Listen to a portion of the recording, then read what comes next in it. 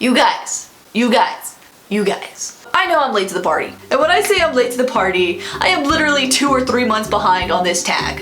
And that tag, I'm sure at this point has just been like run down to death, but that is opening a mystery box. It's basically where like a YouTuber will either order or get a box. They have no idea what's inside and they will unbox it on camera.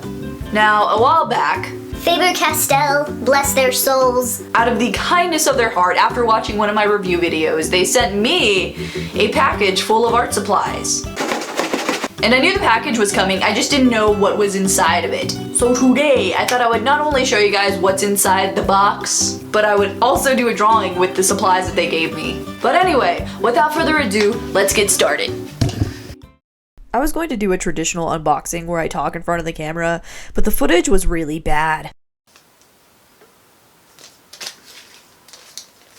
So we'll just stick to voiceover instead. Okay, so the very first option that we have to pick from today are the 6-pit artist pens in shades of gray, but they're more like markers than pens.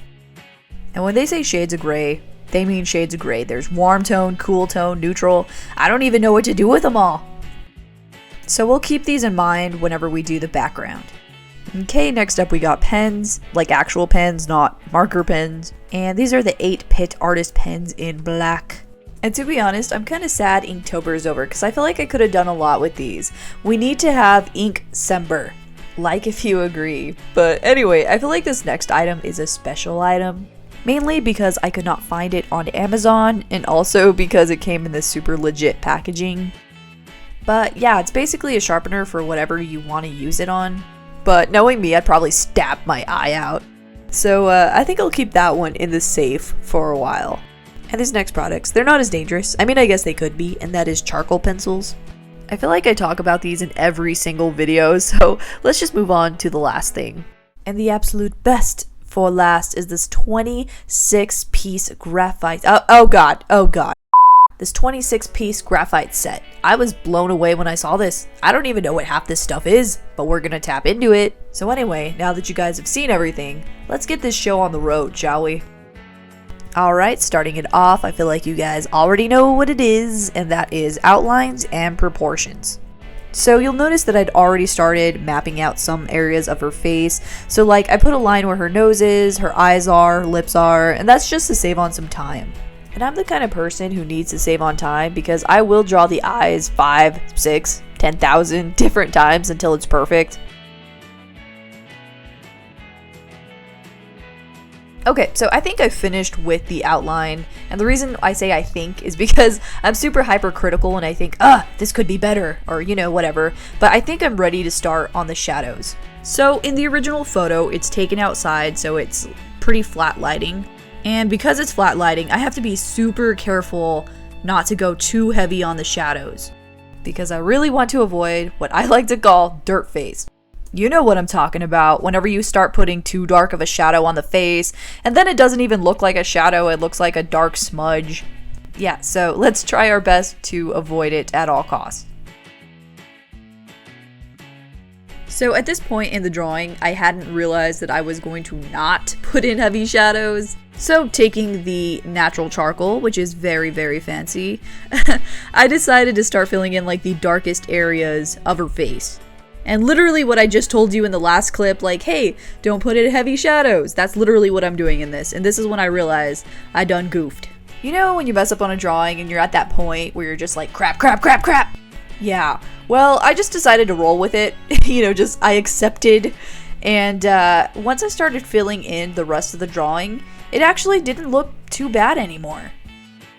As far as today's hair goes, ain't nobody got time to draw individual hair strokes. So for today, I'm just going to be implying the hair.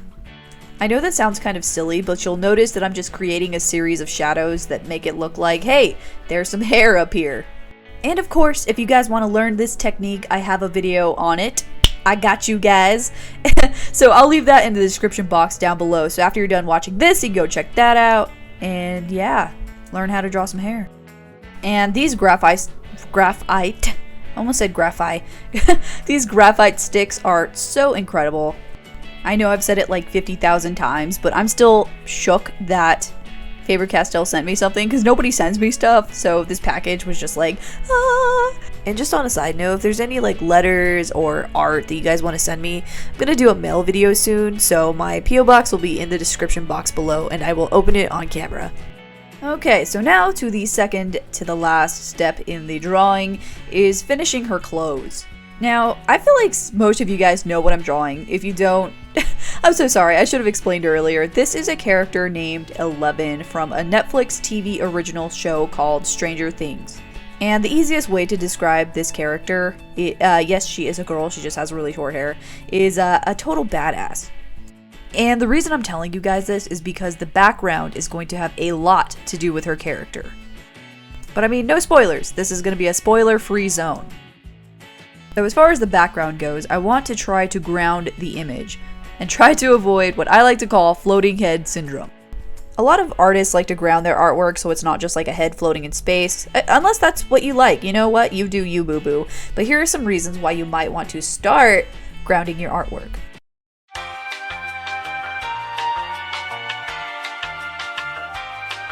So yeah, it's a technique that I highly recommend you guys try out, at least a few times with your artwork.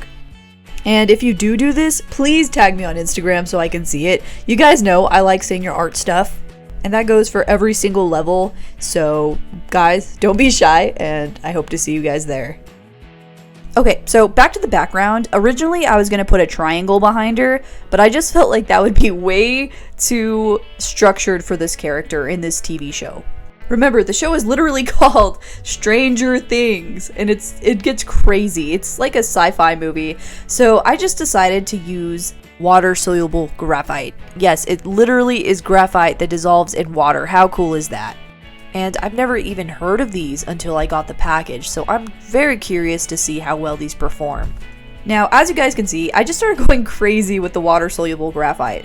I just started putting it in random places and just started melting it all over, because I felt like it matches the chaos of that show. And once I started seeing that texture, like behind her head, I was just like, yes, this totally matches the show. Now, I'm not going to give you any spoilers, but I think the people who watch it might agree. And of course, lastly, we have to add some blood. It's not, for those of you who don't see it, it's not boogers, it's blood. And just add some finishing touches, you know what I mean? And here is the final image that I ended up putting on Instagram. And to be honest, guys, I worked on presentation for like the first time, and it took me about 3 minutes to get all those things aligned. So anyway, I hope you guys enjoyed it. And let's do a final review of the products. I kind of knew that all the supplies was going to be like amazing because it's Faber-Castell. But regardless, Faber-Castell, if you're watching, again, thank you guys so much for all the incredible products. The way I said that was just horrific. And of course, if you guys want to check out all these products for yourselves, the Amazon link will be in the description box below. And if you guys want to check out everything that I've ever painted or drawn since like literally 2012, my Instagram link will be here. And for like everyday behind the scenes stuff, you guys can check out my Twitter and Snapchat here. And with that being said, I love you guys so much. Thank you guys again for watching, and I'll see you next video.